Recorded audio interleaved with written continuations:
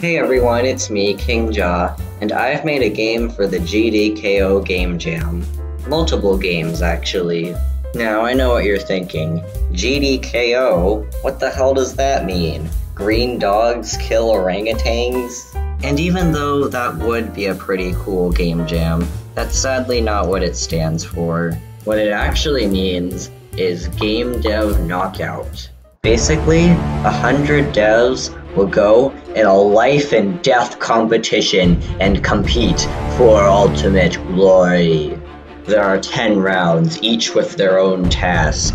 After each round, the lowest scoring developers will be eliminated from the competition and exiled from society. Well, not that intense, but you do get a t-shirt if you win. This video is on the first 3 rounds that I took part in, so let's get into it.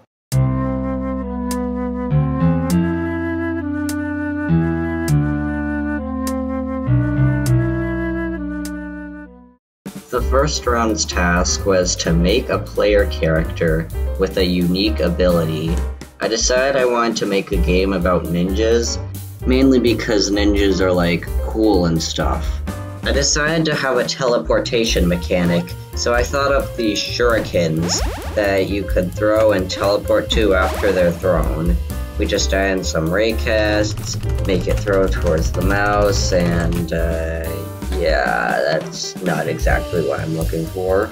So a couple bug fixes later, it looks like this. And after adding in a tile set, some rocks, and designing a map, I was done with round 1.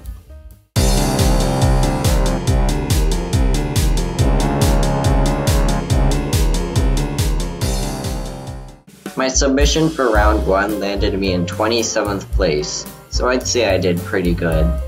The second round's theme was to make a toy for your character from round 1 to interact with. I decided to add these side rooms, which take your character to different mini-games as my toy. But first, I need to fix up some stuff from the last round. And with that done, my game is looking a lot better. After that, I added these doors and gave them some cool room transitions. And I spent way too long trying to figure out this bug where sometimes when you go through a door, the screen will flash for a second.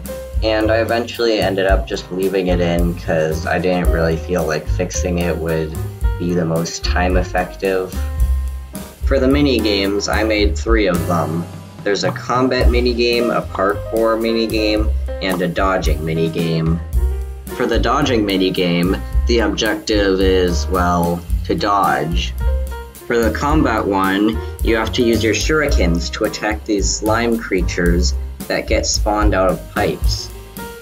And for the parkour, you have to teleport and make your way around this cave area.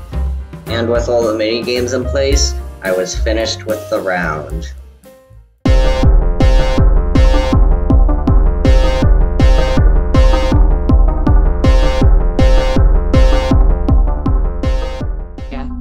If at any point you feel overwhelmed, feel free to interact with the organism. Please try to refrain from murdering the animal, no matter how frustrating the tasks may be.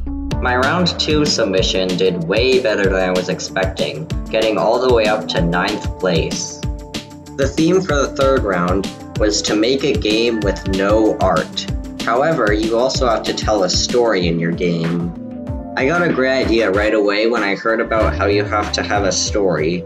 I thought of some Portal-like game with minimalistic art made of simple shapes and an AI narrator.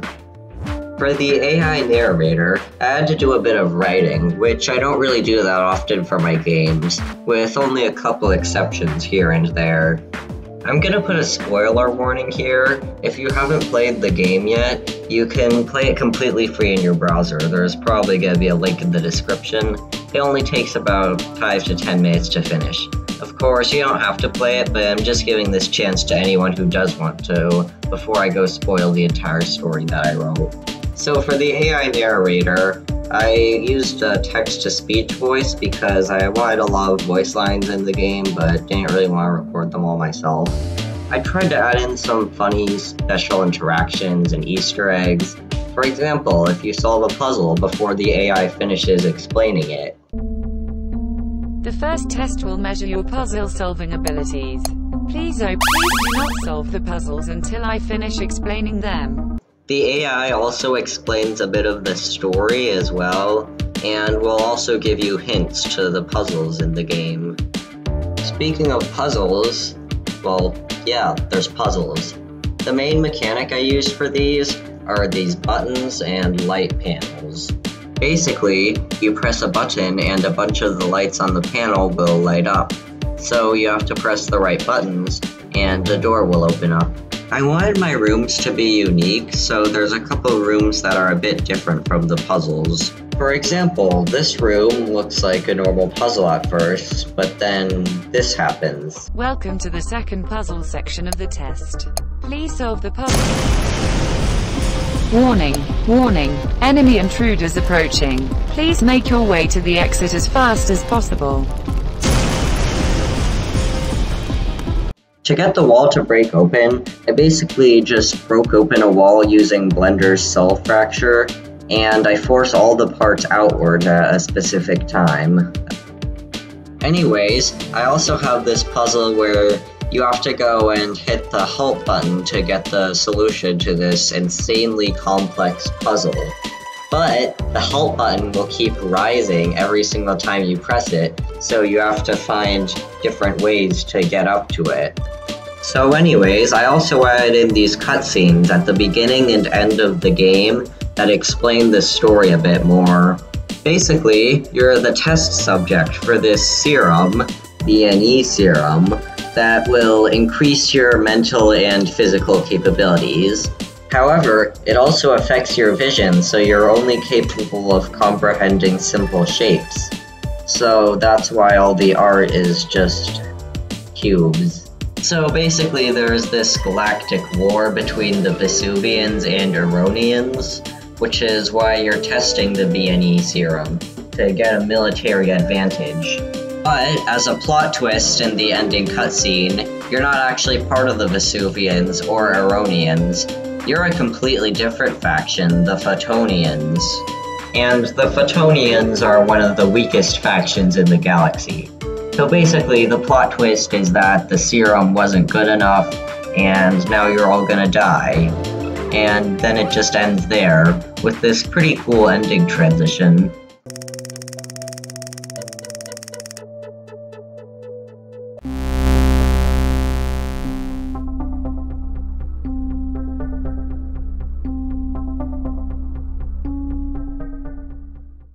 So yeah, that's it for BNE Serum. Again, you can play it with the link in the description, even though I basically just spoiled the entire story.